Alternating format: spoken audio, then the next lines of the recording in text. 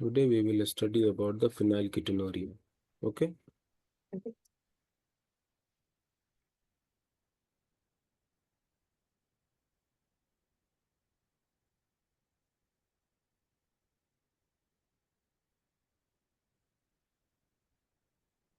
See, phenylketonuria is a autosomal recessive disorder. Okay. Autosomal a recessive disorder.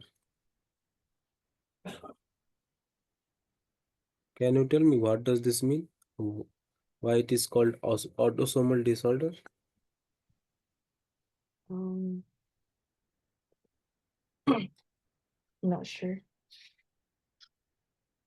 See, this is called autosomal recessive disorder because this happens in a chromosomes which we call autosomes. We know that in a set of chromosomes, we have two types.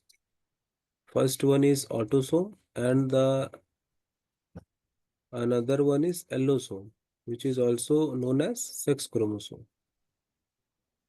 Okay, Mhm. also known as sex chromosome. In the human, there is 44 autosome and 2 sex chromosome. Okay, so Mhm. these mutations happen in any one of the chromosomes which is a part of the group autosome. Okay, that's why these are called autosomal recessive disorder. Okay, and these are called recessive disorder because these are related to the alleles which is recessive in nature, not always expressive, not in dominant form. Okay, Mhm. so what happens in this case that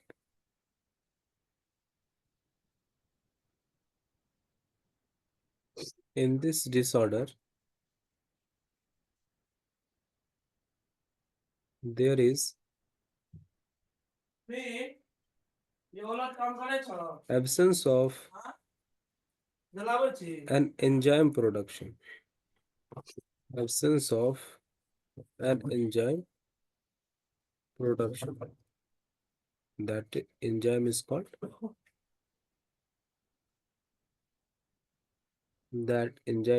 phenylalanine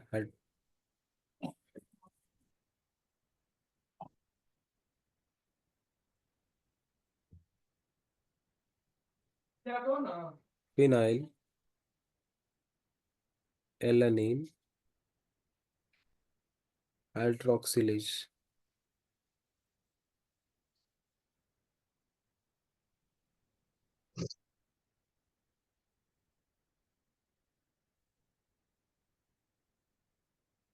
Okay, phenylalanine hydroxylase. Okay, so what happens in the normal conditions? See,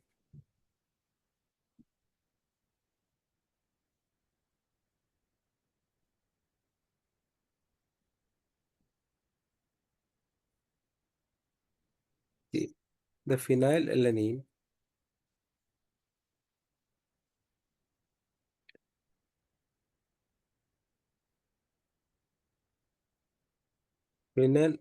this is the metabolite या फिर metabolic product of protein metabolism. Okay, these are the product of protein metabolism. Phenylalanine, one of the amino acids I have already told you. In the types of amino acids, one of the amino acid is phenylalanine. Do you remember that? Yeah. See here,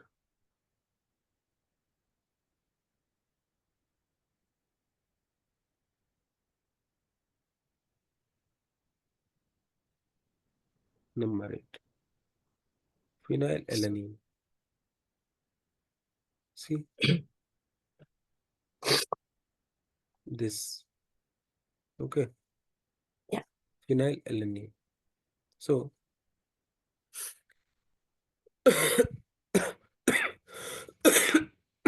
In normal condition, what happens? Phenylalanine, that is the type of amino acids and the metabolic product of protein digestion. This phenylalanine, due to the presence of phenylalanine hydroxylase, it converts into tyrosine. It converts into tyrosine. And this tyrosine is the various, this tyrosine helps in the production of various other enzymes or the pigments. Some of, say, melanin pigment is produced by the help of tyrosine. Oxytocin hormone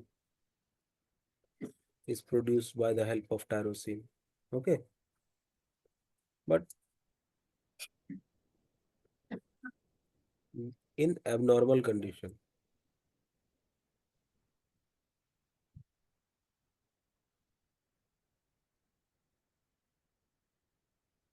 this phenylalanine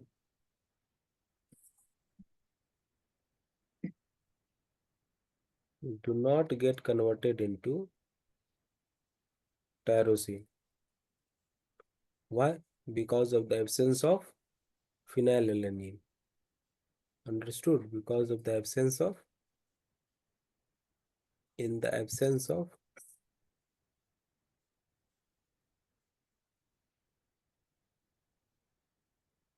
phenylalanine hydroxylase enzyme. Hydroxylase enzyme. Understood? Yeah.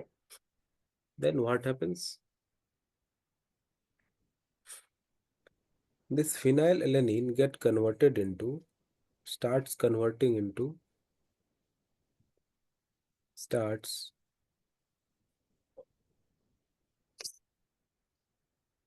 converting and get accumulated in the form of phenylpyruvic acid.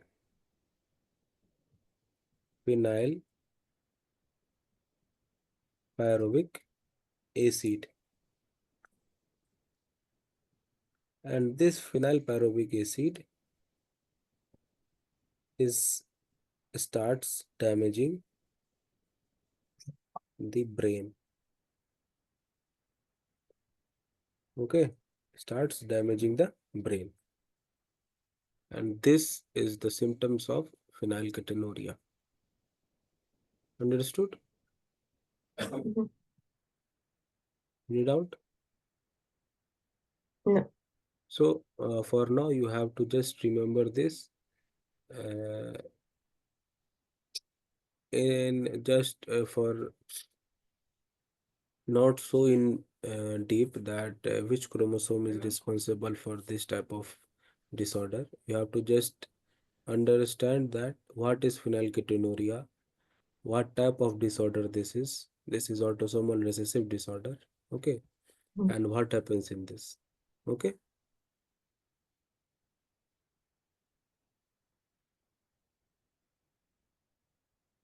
any doubt in this? No. Now, have you heard about thalassemia? No.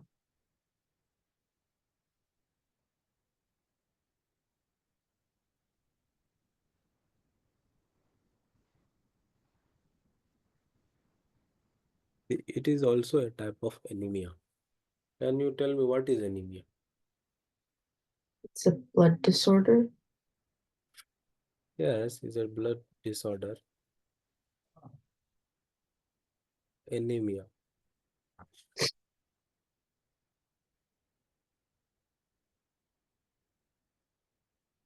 Production of lack of healthy RBC. In simple, this is called anemia, lack of healthy RBC. Or we can say that production of unhealthy RBC.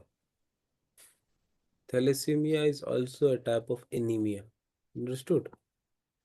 Thalassemia is also a type of anemia. This is also a type of anemia. See, sickle cell anemia. What happens here? Here also RBC is not fully matured or not completely developed. That's why this disorder is also called sickle cell anemia. Similarly, see what happens in sickle cell anemia. In sickle cell anemia, there is a problem in beta chain. There is a problem in beta chain of hemoglobin. Similarly, thalassemia is also a type of disorder in which there is a production of immature or unhealthy RBC. Okay. So in thalassemia, we have see that see in the RBC there is two units of alpha chain, two units of alpha chain, and two units of beta chain. Okay, in RBC. So what happens in sickle cell anemia? You have seen that there is a abnormal production of beta hemoglobin, or we can say that beta chain. But in thalassemia, there is no any such type of restrictions. There you will see either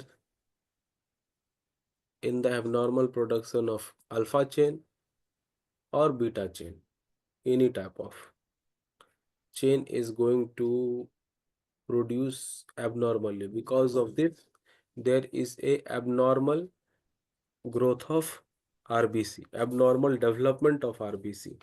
Okay, so thalassemia can be categorized into two groups.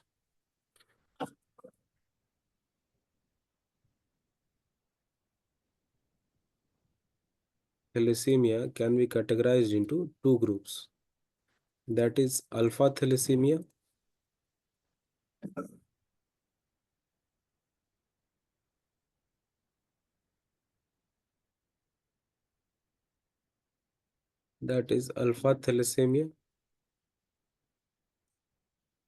and another one is beta thalassemia.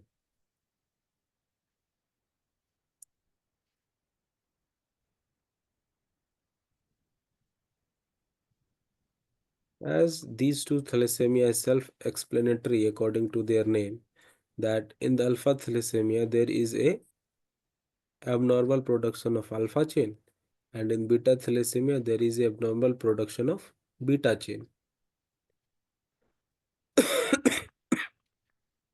of the hemoglobin. Okay, but here is also a further classification in alpha thalassemia and beta thalassemia.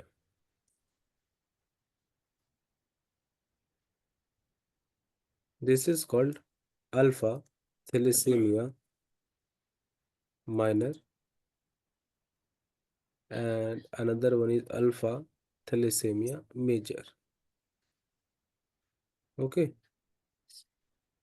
similarly, this is beta thalassemia minor, and this is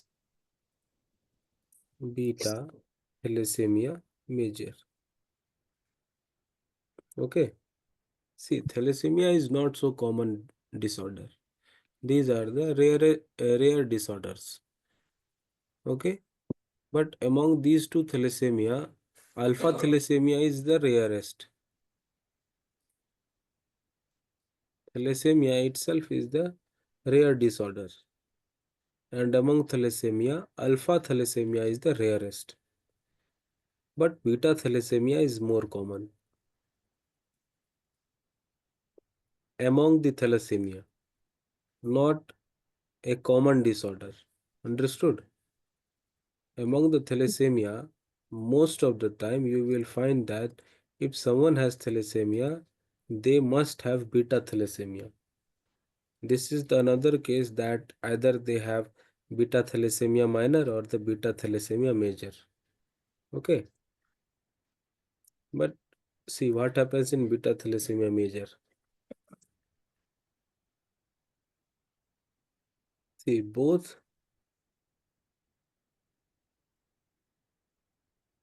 Their genetic makeup is homozygous.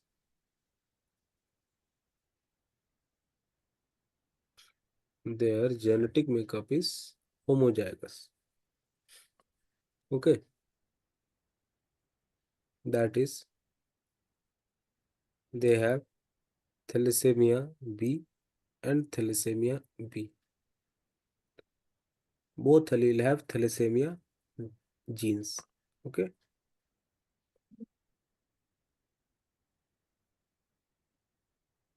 another thing,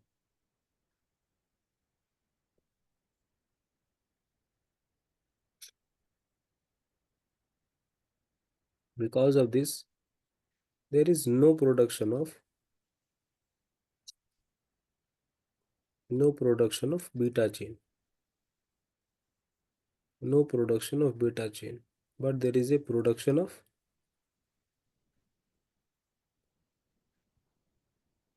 alpha chain only.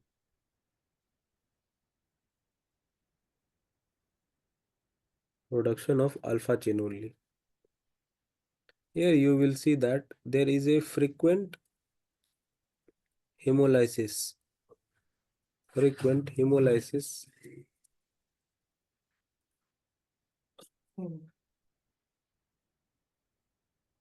Hemolysis is very frequent.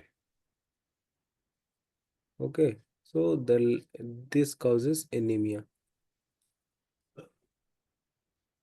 Due to frequent hemolysis of RBC, there is always a deficit of number in the deficit of RBC in the blood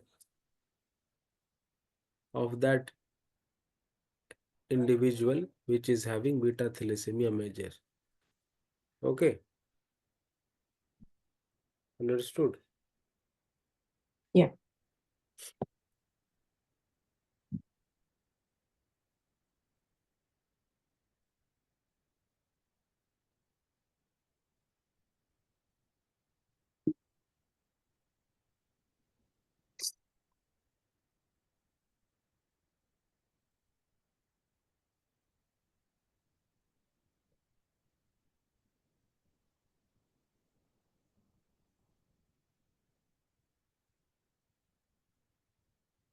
Hmm. Thalassemia is also a type of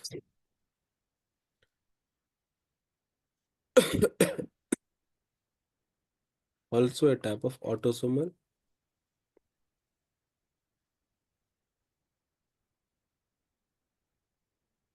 recessive disorder. Okay, so and in the case of beta thalassemia minor, you will see that they have normal normal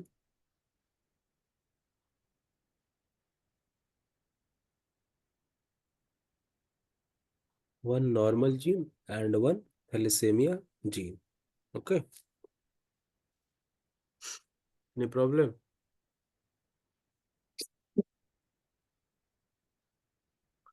Okay, first of all, you have to keep in mind that in the thalassemia there is a no specific type of globin chain that get affected in this case. In thalassemia, either alpha chain get affected or the beta chain get affected. Both have equal chances. Okay. Because of this, we have two type of thalassemia, that is alpha thalassemia and beta thalassemia. And among alpha thalassemia and beta thalassemia is more common. Okay. And Mhm. in the beta thalassemia, we have further two types of classification, that is minor and major. Beta major thalassemia happens when there is a homozygous condition, and beta minor thalassemia happens when there is a heterozygous condition. Okay, Mhm. you have to remember this only. Okay, Yeah.